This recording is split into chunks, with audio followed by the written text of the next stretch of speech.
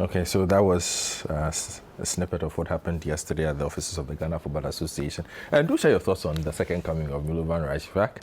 0549986996, 0550585832, 0549986996, and then 0550585832. I really want to hear what your thoughts are. And I've dragged my good friend Coach Christopher Nimley for the first time onto the big issue. Coach, good morning. Good morning, my boss. Thank you for making time for us on the beach. I know you have a busy weekend schedule. Exactly. But important matters to be discussed. Milovan Rajivak, West kept secret in Ghana football for the past 2 weeks or so. Mm-hmm.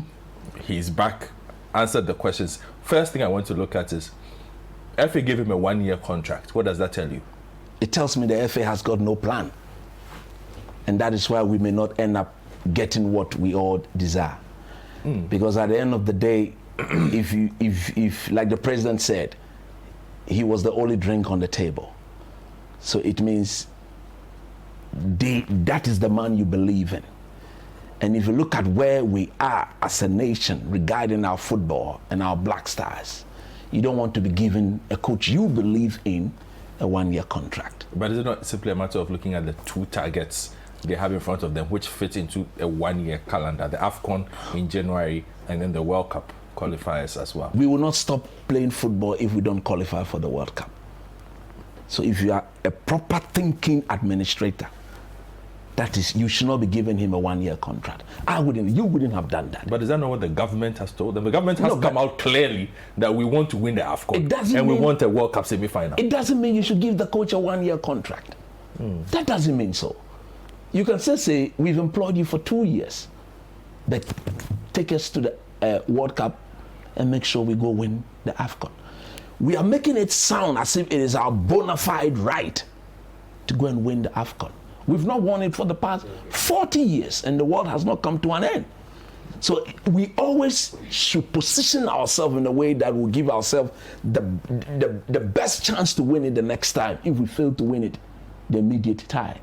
But if you look at whatever we've given to the coach, that 1-year contract, and it is clear that his continued stay will mean that we win the AFCON and we qualify for the World Cup. Any of that, we're going to start afresh. Yes, and for a proper footballing nation, you can't do that. That is why I'm saying that the 1-year contract given to the man is a clear indication that the people managing our football don't have any plan moving into the future. You cannot think this short. It is too short. You do football and you understand exactly what I'm talking about. So if indeed they say they are the right people to manage our game, and if you listen to the president of the FA yesterday, he made it clear that they've gotten their man. We've gotten our man. We've gotten our man at a bargain. That is why you should have given him a proper contract. I wouldn't accept to coach a team for 1 year, a national team, where maximum, if all things be equal, he will play 4 more games in the World Cup qualifiers. If we're to qualify to the next stage, another 2, that makes it 6. And then the AFCON 7. What is that? 13 games? And that's the end of the road. No proper administrator will do that. Interesting.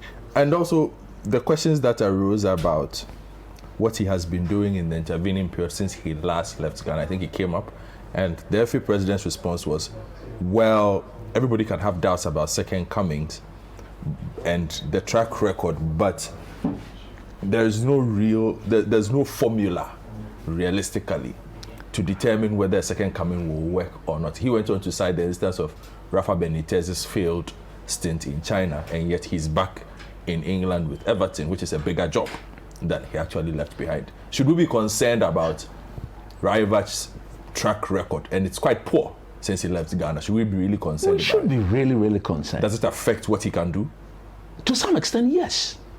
Because when the man left us some 11 years ago, everybody thought he was going on to big and bigger things, better and bigger things. It is not being like that.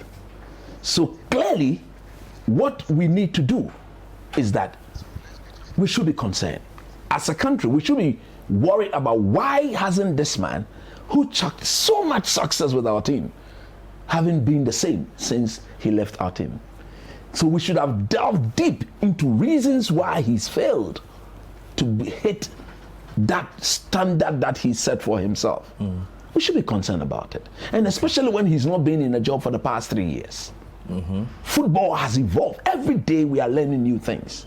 So it is better to go in for somebody who is practically experiencing the thing regularly than to say you go pick somebody who is just there not doing it because he's done it once, you believe that he can come and do it again. So we should be worried. But that is not to say that given a chance he wouldn't succeed. So it's a 50-50 sort of thing. But I would have preferred, you would have preferred as a football administrator, that you go in for somebody who is inclined with the modern era. I don't see him to be like that. Then we have additions as well. Maxwell Kunedu makes a return. Also, people are asking what exactly is his track record with the national team at the period. And then there's a new entrant, Otoado, also comes in. And the two of them are coming in under very unique circumstances that we've never done before with an assistant in Ghana, where both of them get to keep their regular jobs. What are your thoughts? I'm not happy, but I'm happy. Okay. I'm not happy in the sense that I would have preferred, looking at the age of Milovan and the demands of the Black Stars, I would have preferred them not being in any position at all and then working with him 24/7. But again, I'm happy because of the experience of the two assistant coaches. If you look at Maxwell Kunedu, he's gone in and out of the Black Stars. Surely he needs to be in the position to make sure that things work better this time around. He was there with Avangard when we came so close to winning the cup. He was there with Akwesi Appiah in South Africa. He was there at the World Cup. If you look at Otoado, he's had a stint with the Black Stars before. If you look at the sort of things he's doing in Borussia Dortmund, where he's in charge of player development and making sure that players pass through his hand into the Borussia Dortmund first team. And we see the quality that they can afford to sell the best young player in the team, knowing that Otoado will give them the next best one.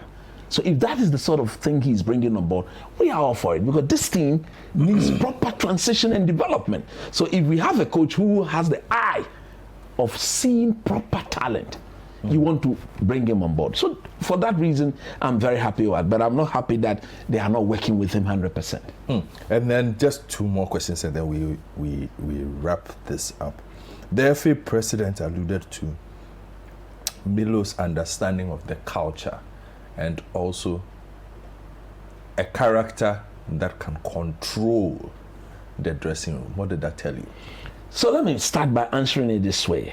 Look, Milo has an agent, but they've succeeded in getting the man sign a contract without his agent. That, in my view, is already problematic. So who called him then? Does it mean that they've taken him away from his agent and they are now going to be his agent? We will look into that in due course. So if you come back to what he said about the man knows the culture, of course, he's been in Ghana before, so he understands the way we go about our things. If you say he controls the dressing room, he's got a track record of working with players that were a bit indisciplined, and we all saw what he did. Top on the list, we know Suleiman Tari issue. But the mindset of those players at the time, 11 years down the drain, is completely different from those we have here. The Malaysian type of players that the likes of Jose could be very proud of, because you know when he tells Essien, when you go and sleep at 8, Essien will sleep at 8. But this time, the crop of players we've got, they do things differently. So maybe Milovan this time around will have to show that he's a better player manager than just being very authoritative. You either do this way or not. He may end up losing his best players if he stamped his authority like he did. I'm not saying he should go and be very weak to affect discipline. You need to do it, but you need to do it in a very smart way to ensure that you get everybody on board. Overall, what are your genuine expectations? Look, for the next year. Look, whether you like it or not, he's here. Yeah, he's in the job. And there's one thing I love about him, which I'll have to say, that if you go back to his collapse when he came here the first time, that is where I think the foundation is going to be laid. 90% of the players he worked with were regular players who were playing in the top 5 European leagues. So one thing I expect from him, I don't expect to see a third division player in our team. I don't expect to see a fourth division player in the team. I don't expect to see a player who is not the best right back in Philemon Bafo in our team. I expect him to look at players like Bernard Mensah, who for one reason or the other, the people at the FA know why that boy has said he will not play for the national team again. I expect him to go and look at that boy again and say, look, what is the problem? I'm come. I have come. The dynamics are very different now. Because that boy, you know, he's doing very well in the Turkish league. I think if we need a number 8, he's the proper number 8. He's a proper number 8. So why should we go without our best talent? So I'm looking forward to Emilio, who would sit down and say, look, there's Joseph Eidu. He plays in the La Liga. Baba Idrisu. If you go to Italy, there's an Alfred Duncan who is playing regularly for Fiorentina. Who should be in our team? There's Jesse. If you go to Turkey, there's Atama Lawe and Bernard Mensah. They are playing regularly, 90 minutes week in, week out in our team. Go to Holland, there's Mohamed Kudus. Go to the French league. Kamal Dean, he's taking the league by storm. I don't remember the last time a Ghanaian walked into the French league and behaved this way. Very dominant, scoring regularly for fun. So these are the quality of players I want to see. And Milo has got a track record. That is why, to some extent, I was very disappointed yesterday when Ohini Brenya of Happy FM asked him that would he take suggestions from the management team. I didn't like the way he answered that question because of this. When you tell the whole country that you are open to suggestions from people who are not technical men, who are not coaches, who know nothing about how to critically examine a player technically and tactically before you say bring him on, then it tells me that maybe they took you from your agent for a reason and they are now going to manage you. We'll sit back and make sure things are done right. Christopher Nimley, as always, hitting the nail on the head. Thank you for passing through. I'll take a quick break. When we return, I have ACP Kusifori himself in studio. We'll get some proper updates on a couple of situations before we end the show. The Big should be right back.